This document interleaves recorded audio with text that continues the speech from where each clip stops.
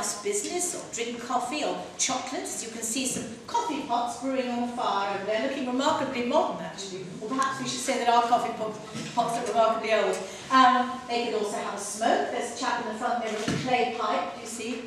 And also there are various broadsheets or music sheets, broadside ballads no doubt, on the table, and some also pinned onto the wall, which was a very popular way of doing so, particularly in the taverns when people could sort of get to know a song that way. Who knows, perhaps some of those ballads that they're looking at featured some juicy, scandalous news story like this. The birth of conjoined twins, a monstrous birth. You see there, obviously seen as some kind of sign from the heavens. Or the ballads might concern a more serious issue of global interest. News out of East India of the cruel and bloody usage of our English merchants. This ballad's about the massacre that took place in the Spice Islands of Indonesia, where the Dutch merchants in a trading war had tortured and killed 19 men. Doesn't look very nice though, does it? I must say.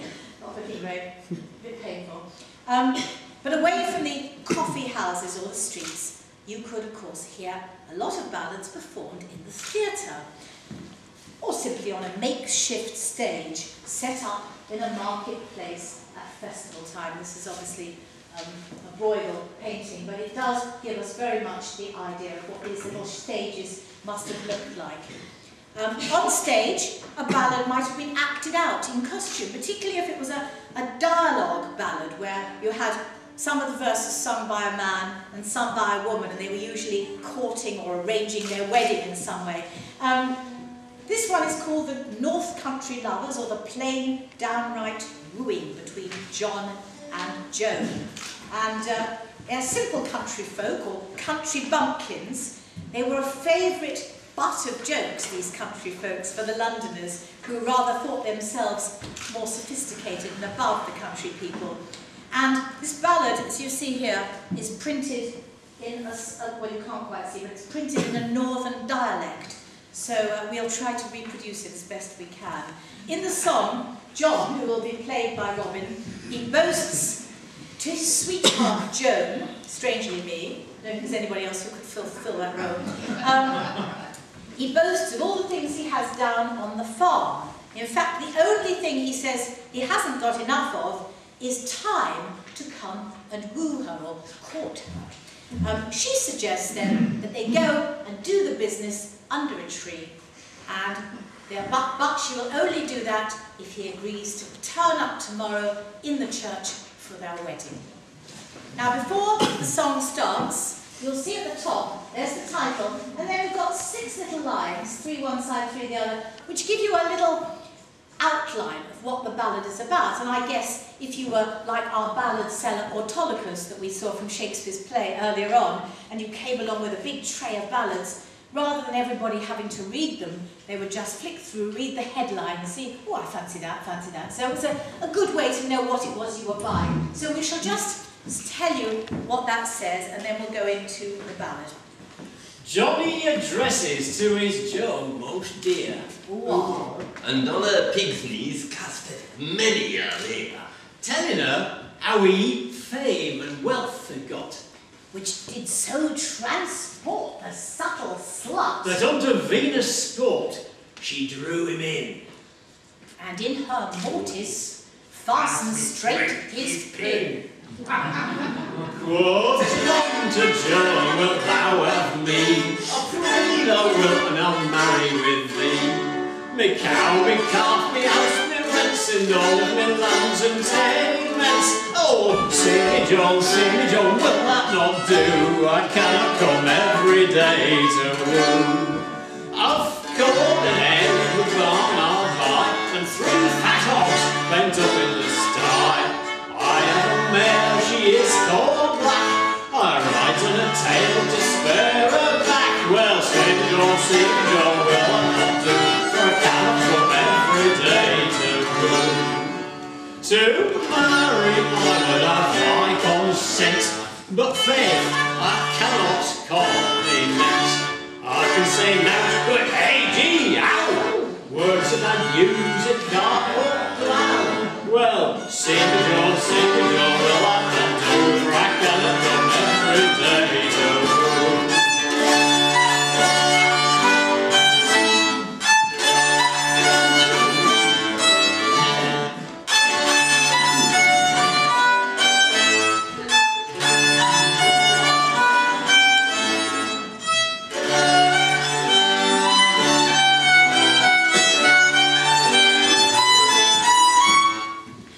What is that, John? The fowl's head, a milking and roasted, I cannot stay. I hear my kine begin to move. And I must now give them to you. Then sing, John, well, I'm not doing it. Let's get away to yonder hedge to see if Marjorie be fledged. All right, tomorrow at the kirk we'll provide thee for a suck. Then say, John, what will you do if you cannot come every day to woo? Next. Oh, it's Robs who likes it wondrous well, but thinkst thou that the edge might tell? Well, if it do by these new shoon, I in revenge'll cut it down. Well, see me, John, will that not do? I cannot come every day to room. Eyes under your board open line, upon my back to see the sky. But first you shall swear on one hail that you tomorrow will not fail. Then say me, John, what will you do if you cannot come every day to room? Now, you come unto the place that you are crazy being fresh. Tomorrow for the wedding day, and the priest will be his wife. Then you think the rock will do, I can't come every day to room.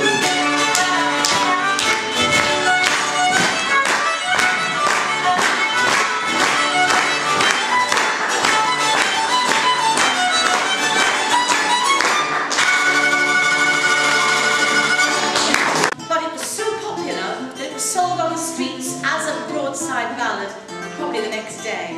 And the tune you're hearing Robin play now was an incredibly popular Elizabethan melody called Packington's Pound. In fact, the single most popular ballad tune of the age. My masters and friends and good people draw near, and look to your purses, for that I do say.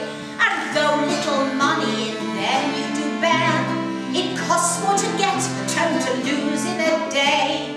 You oft have been told, both the young and the old, and bidden beware by the cut purse so bold. Then if you take heed, not free me from the curse, who both give you warning, for at the cut purse.